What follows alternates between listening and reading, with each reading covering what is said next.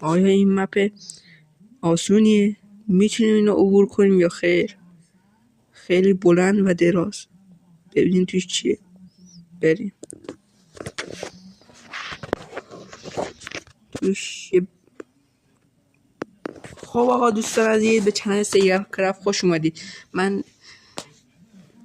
اومدم امروز یه چالش سخت بریم. فقط اینو بگم که اینجا یکم بسته است و نمیتونیم، کارمون خیلی سخته و یه جایی پیدا کنیم که بتونیم بریم بالا و اینجا بازه، اون جای دیگه بستن و خب وسایل برداشتم و زود بریم. با همین دوتا چیز شروع میکنیم و کرافتینگ هم ببریم. خیلی سریع شروع کردم که زودتر تموم بشه. این دوتا رو اینجا میذاریم و اینجا بازه، بعد به این طرف برم. آره خب اینجا باید برم وسایل لازم رو بسازم توی کرافتینگ و کرافتینگ رو بذارم.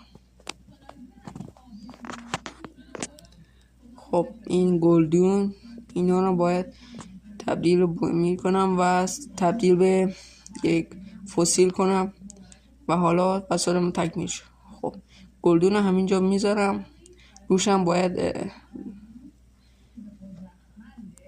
بزنم دوتاش دارم.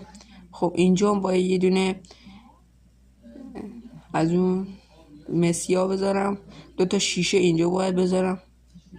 روی شیشه هم باید نمیتونم فکر کنم فسیل رو اونجا بذارم، باید روش کرافتینگ هم استفاده کنم. من باید فسیل رو بذارم.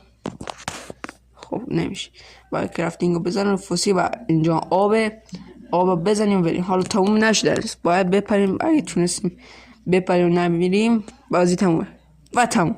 آقا لایک کامنت سابسکرایب یاد نره. خدافظ.